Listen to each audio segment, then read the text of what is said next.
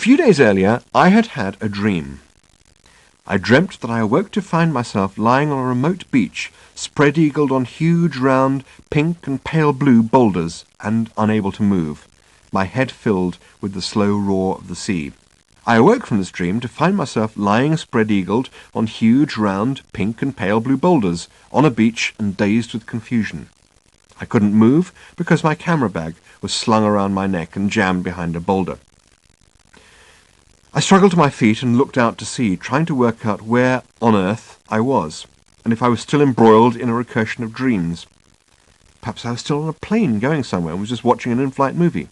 I looked around for a stewardess, but there was no one coming along the beach with a tray of drinks. I looked down at my boots, and that seemed to trigger something in my head.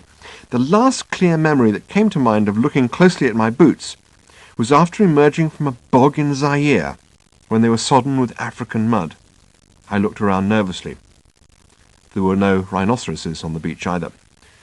The beach was clearly not in Zaire, because Zaire is landlocked and doesn't have them. I looked at my boots again. They seemed oddly clean. How had that happened? I remembered someone taking my boots away from me and cleaning them. Why would anyone do that? And who?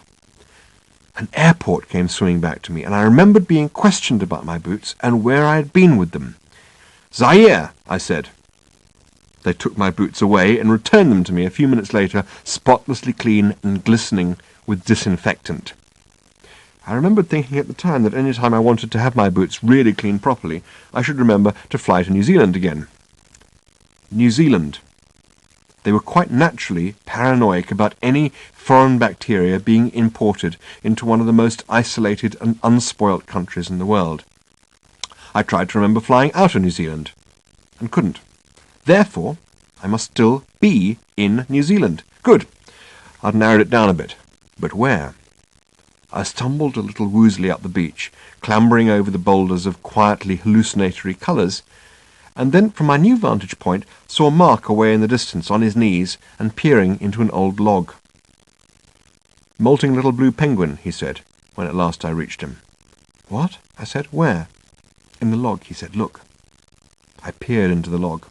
A small pair of black eyes peered anxiously back at me from out of a dark ball of ruffled blue fluff.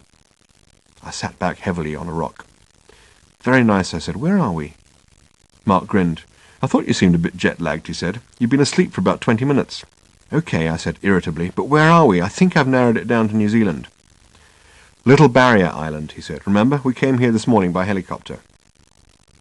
"Ah," I said. "So that answers my next question. It's the afternoon, yes?" "Yes," said Mark. "It's about 4 o'clock, and we are expected for tea." I looked up and down the beach again, thunderstruck by this idea. "Tea," I said. "With Mike and Dobby." "Who?" "Well, just pretend you know them when we get there, because you spent an hour chatting to them this morning." "I did?" "Dobby is the warden of the island." "And Mike?" "His wife." "I see." I thought for a bit. "I know," I said suddenly. "We've come to look for the kakapo, yes?" "Correct." "Will we find one here?" "Doubt it." "Then remind me, why are we here?" "Because this is one of the only 2 places where there are definitely kakapos living." "But we probably won't find one," I said. "No. But we will at least get some tea." "Yes." "Well, let's go and get some. Tell me all about it again on the way, but slowly." "Okay," said Mark. He took a few last pictures of the little blue penguin, a bird which I was destined never to find out anything more about, packed away his Nikons, and together we set off back to the warden's lodge. "Now that New Zealand is riddled with predators of all kinds," said Mark, "the only possible refuge for kakapos is on islands, and protected islands at that. Stewart Island in the south, where 1 or 2 kakapos are still found, is inhabited and no longer even remotely safe. Any kakapos that are found there are trapped and airlifted to Codfish Island, which is just nearby. They are studied and protected there. In fact, they're so well protected that there's a certain amount of doubt at the moment whether we'll even be allowed to go there. Apparently there's some furore going on at DOC about—" "DOC?" I said. "The New Zealand Department of Conservation. There's a disagreement about whether they'll let us go there. On the one hand, there's a feeling that we might do some good by getting some publicity for the project. On the other hand, there's a feeling that the birds should not be disturbed on any account. There's only one person available who could help us find the bird, and he doesn't want to take us at all. Who is he? A freelance kakapo tracker called Arab. I see. He has a kakapo tracking dog. Sounds like the sort of person we need. It's a lot of work for freelance kakapo trackers. I mean, there aren't a lot of kakapos to track, are there? 40. In fact, there are 3 or 4 kakapo trackers. And 3 or 4 kakapo tracking dogs? Exactly. The dogs are specially trained to sniff out the kakapos. They wear muzzles so they won't harm the birds. They've been used to trap the kakapos on Stewart Island so they can then be airlifted to Codfish Island and here to Little Barrier Island by helicopter. First time any of the species have flown at all for thousands, perhaps millions of years. What does a kakapo tracker do when there aren't any kakapos that need tracking? Kills cats. Out of frustration?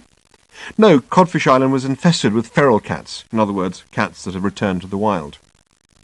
I always think that's an artificial distinction, I said. I think all cats are wild cats. They just act tame if they think they'll get a saucer of milk out of it. So they kill cats on Codfish Island. Killed them, said Mark, every last one. And all the possums and stoats, anything that moved and wasn't a bird, essentially. It's not very pleasant, but that's how the island was originally, and that's the only way kakapos can survive in exactly the environment that New Zealand had before man arrived, with no predators. They did the same here on Little Barrier Island, too. At that moment something happened which I found a little startling, until I realised that it had already happened once that day, only in my befuddled jet-lagged state I had completely forgotten about it. Coming from the beach, we had trudged through thick undergrowth and along rough, muddy tracks across a couple of fields full of sheep, and suddenly emerged into a garden. Not just a garden, but a garden that was meticulously grown and manicured, with immaculate flower beds, well-kempt trees, and shrubs, rockeries, and a little stream with a natty little bridge over it. The effect was that of walking into a slightly suburban Garden of Eden, as if on the 8th day God had suddenly got going again and started creating flymos, secateurs, and those things I can never remember the name of, but are essentially electrically driven pieces of string. And there, stepping out onto the lawn, was Mike, the warden's wife, with a tray full of tea things, which I fell upon with loud exclamations of delight and hello. Meanwhile, I had lost Mark altogether. He was standing only a few feet away, but he had gone into a glazed trance, which I decided I would go and investigate after I had got to grips with some serious tea. He was probably looking at the birds, of which there seemed to be quite a lot in the garden. I chatted cheerfully to Mike, reintroduced myself to her as the vaguely Neanderthal creature she had probably encountered lumbering in a lost daze from the helicopter that morning, and asked her how she coped with living, as she and Dobby had done for 11.5 years, entirely isolated on this island, apart from the occasional nature-loving tourist. She explained that they had quite a few nature-loving tourists a day, and the worry was that there were too many of them. It is so horribly easy to introduce predators onto the island by mistake, and the damage would be very serious. The tourists who came on organised trips could be managed quite carefully, but the danger came from people coming over to the island on boats and setting up barbies on the beach. All it would take could be a few rats or a pregnant cat, and the work of years would be undone. I was surprised at the thought that anyone thinking of taking a barbecue to an island beach would necessarily think of including a pregnant cat in their party, but she assured me it could happen very easily, and virtually every type of boat has rats aboard. She was a cheerful, sprightly, and robust woman, and I very much suspected that the iron will which had been imposed on the rugged terrain of the island to turn this acre of it into a ferociously manicured garden was hers. Gaynor emerged from the neat white clapboard house at this moment, with Dobby, whom she had been interviewing on tape. Dobby had originally come to the island 11.5 years earlier as part of the cat-killing programme, and stayed on as warden of the reserve, a post from which he was going to have to retire in 18 months. He was not looking forward to this at all. From where they were standing, in their domain of miniature paradise, a little house in a mainland town seemed desperately constrained and humdrum. We chatted for a little while more, and then Gaynor approached Mark to record a description of the garden onto tape, but he gestured her curtly away and returned to the trance he had been in for several minutes now. This seemed rather odd behaviour from Mark, who was usually a man of mild and genial manners, and I asked him what was up. He muttered something briefly about birds, and continued to ignore us. I looked around again. There certainly were a lot of birds in the garden. I have to make a confession here. It's going to sound a little odd, coming from someone who has travelled 12,000 miles and back to visit a parrot, but I'm actually not tremendously excited by birds. There are all sorts of things about birds that I find interesting, I suppose, but the things themselves don't really get to me. Hippopotamuses, yes, I'm happy to stare at a hippopotamus till the hippo itself gets bored and wanders away in bemusement. Gorillas, lemurs, dolphins I will watch entranced for hours, hypnotised as much as anything else by their eyes. But show me a garden full of some of the most exotic birds in the world, and I'll be just as happy to stand around drinking tea and chatting to people. It gradually dawned on me that this is probably exactly what was happening. "This," said Mark at last in a low, hollow voice, "is—" I waited patiently. "Amazing," he said at last.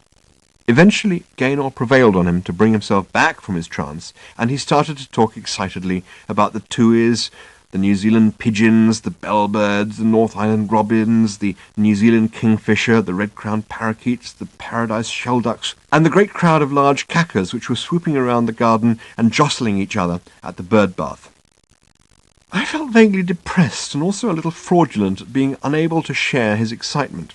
And that evening I fell to wondering why it was that I was so intensely keen to find and see a kakapo, and so little bothered by all the other birds. I think it's its flightlessness. There's something gripping about the idea that this creature has actually given up doing something that virtually every human being has yearned to do since the very first of us looked upwards. I think I find other birds rather irritating for the cocky ease with which they flit through the air as if it was nothing. I can remember once coming face to face with a free-roaming emu years ago in Sydney Zoo. You are strongly warned not to approach them too closely, because they can be pretty violent creatures. But once I had caught its eye, I found its irate, staring face absolutely riveting, because once you look one right in the eye, you have a sudden sense of what the effect has been on the creature of having all the disadvantages of being a bird: absurd posture, a hopelessly scruffy covering of useless feathers, and 2 useless limbs, without actually being able to do the thing that birds should be able to do, which is to fly. It becomes instantly clear that the bird has gone barking mad. Here, to digress for a moment, is a little-known fact. One of the more dangerous animals in Africa is, surprisingly enough, the ostrich. Deaths due to ostriches do not excite the public imagination very much because they're essentially so undignified. Ostriches do not bite because they do not have teeth. They don't tear you to pieces because they don't have any forelimbs with claws on them. No, ostriches kick you to death, and who, frankly, can blame them? The kakapo, though, is not an angry or violent bird. It pursues its own eccentricities rather industriously and modestly. If you ask anybody who has worked with kakapos to describe them, they tend to use words like innocent and solemn, even when it's leaping helplessly out of a tree. This I find immensely appealing. I asked Dobby if they'd given names to the kakapos on the island, and he instantly came up with 4 of them: Matthew, Luke, John, and Snark. These seem to be good names for a group of solemnly batty birds. And then there's the other matter. It's not merely the fact that it's given up that which we all so intensely desire, it's also the fact that it has made a terrible mistake, which makes it so compelling. This is a bird you can warm to. I wanted very much to find one.